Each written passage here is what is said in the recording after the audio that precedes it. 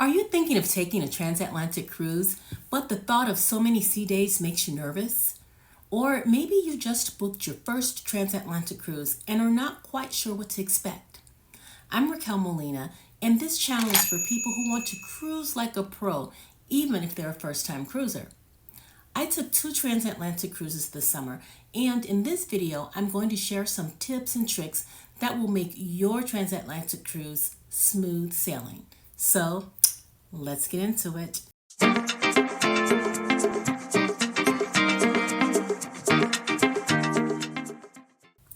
Transatlantic cruises can be relaxing, fun, and even a cost-effective way to cruise when compared to the cost of traditional round-trip cruises. The reason I ultimately decided to book 2 transatlantic cruises this summer is because I wanted to travel to Europe with my mom, who has health issues that make long-haul flights challenging for her. So I booked our outgoing journey on the Queen Mary 2, which transported us from New York to Southampton in the UK. Then I booked a return voyage on the Carnival Valor, which brought us from Barcelona, Spain to New Orleans, Louisiana.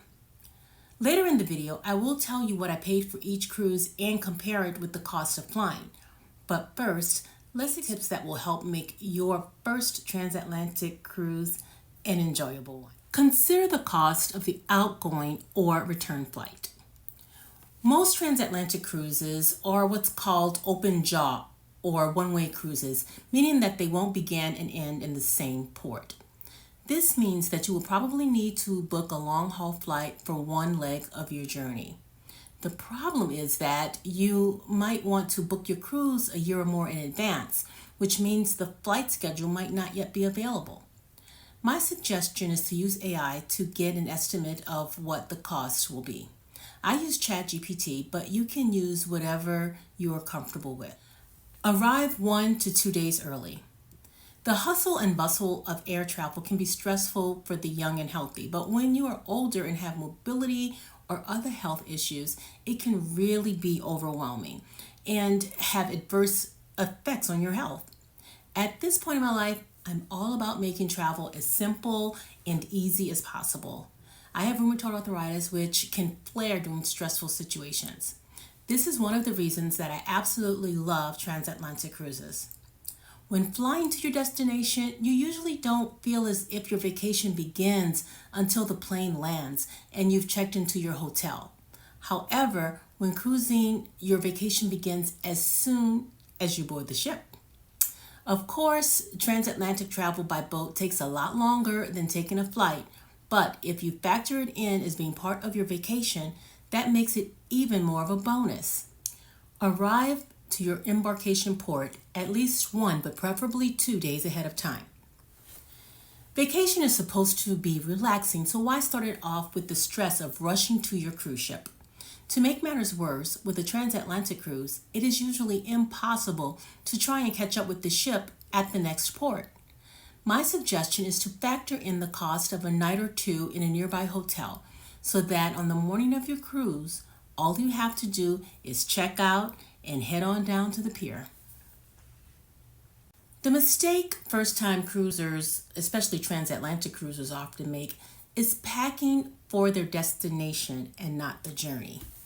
The thing to remember is that the climate you are leaving from may be totally different from your destination, but don't forget to consider the days you will be crossing the ocean. You have quite a few days at sea, and the last thing you want to do is to be uncomfortable because you are wet or cold. My suggestion when doing transatlantic crossings is to pack a hooded windbreaker, and depending on the time of year, you might want a full coat and scarf. Packing a coat can be annoying because they tend to be bulky, taking up a lot of space in your luggage. Some alternatives to consider are puffer vests that can be rolled tightly for packing. Another idea is to wear or pack a coat that is ready to be discarded. You know, something that you once loved but is not in maybe good enough shape to be donated. This way you can give the coat one last hurrah and then discard it after the crossing. Be prepared for time changes. One plus about a transatlantic crossing is that your body is not thrust into a drastic zone change overnight, but instead the time is usually adjusted by an hour almost every day. However, even this gradual time change can be a challenge for some.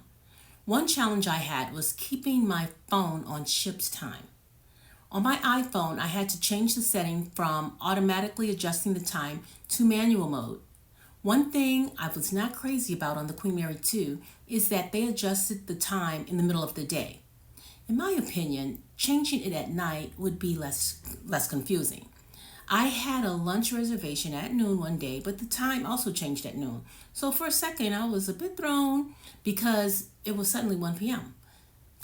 Just in case you have a similar situation, you should arrive for a noon reservation at the newly adjusted time of 1 p.m. Even with the midday changes, it's still quite easier on the body to adjust to the time changes over a week or more. When we arrived in Southampton, we didn't experience any jet lag. Choose your cruise line wisely.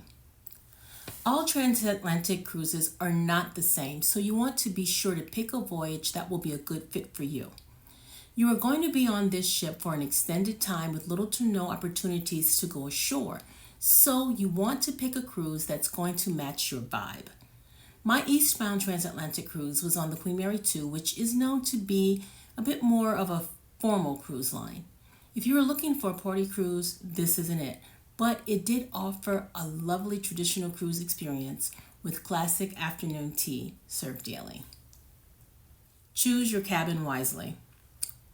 Given the extended length of transatlantic cruises as well as the amount of sea days, the selection of your stateroom is very important.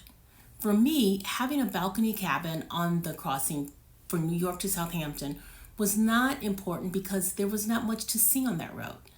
However, my return trip from Barcelona to New Orleans included several ports of call as well as passing through the Strait of Gibraltar, so I chose a balcony cabin.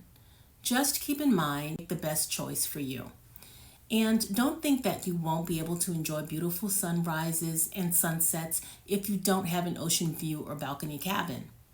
All ships will have a lot of deck and viewing areas that will offer amazing views. Another thing that I didn't consider was the sun exposure to the cabin. Being out in the open water, your cabin is more susceptible to being affected by the sun than might usually be the case. If you tend to like a warmer cabin or a sunny balcony, select a room on the starboard side when heading east and on the port side when heading west. If you are sensitive to motion sickness, a cabin that is on a lower level and maybe towards the middle of the ship might be a better choice. My suggestion is to Google the cruise deck plan for your ship and compare the various cabin locations. Some things to keep in mind are, is your cabin near the elevator? Is your cabin under the Lido deck or pool area? Is your cabin near the club or theater? Is your cabin near a crew work area? One reason that some people are hesitant about taking a transatlantic cruise is that they think they will become bored with so many sea days and days at sea without ports of call. This is definitely something to consider, but know that these cruises are usually loaded with all sorts of onboard activities.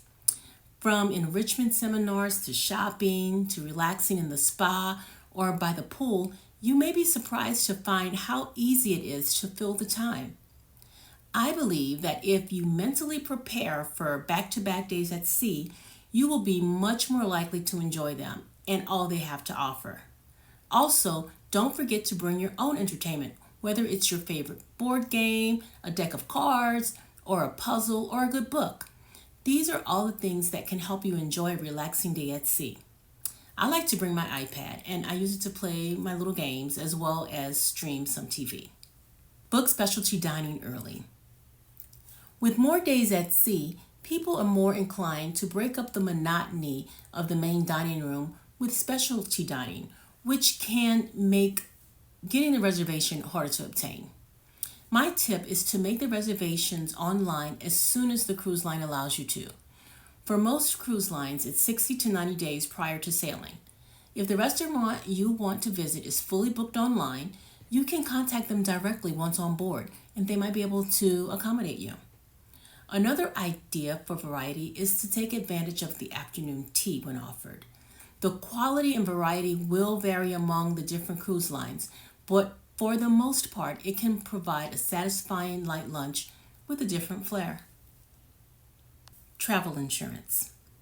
Travel insurance is always a good idea when cruising, but maybe even more so on a transatlantic cruise. On a transatlantic cruise, you will have many days at sea, and getting to the nearest port for medical emergency would likely require medical air transport. This can be very expensive, ranging from $10,000 to $100,000 or more, depending on your location and the type of care needed. When you purchase your insurance, be sure to confirm that it has medical evacuation coverage. As I said in the beginning of this video, I find transatlantic cruising to be a pretty cost-effective way of traveling between the US and Europe. When comparing the cost of a premium economy flight from the US to London, the per-person cost of the transatlantic cruise was quite a bit cheaper. When flying long haul, I like to fly premium economy. This class of flight offers more comfort than the economy and is much less expensive than business class. When I traveled, I paid about $2,300 for a round-trip premium economy flight from New York to London and back. I paid about $1,000 for a one-way sailing on the Queen Mary 2 from New York to Southampton in an inside stateroom. Even if I paid the same for my return cruise, it's still about the same as a premium economy flight and includes meals and all the ship has to offer. Of course, it will take you much longer to reach your destination, but as you see, there can be a lot of benefits to slow travel. If you have any other suggestions for transatlantic cruising, please leave them in the comments below so that we can all benefit for better cruising. Also, I'd like to invite you to subscribe to my channel if you haven't done so already. And if you found this video helpful in any way, please hit the like button to help the channel grow. And thanks for watching.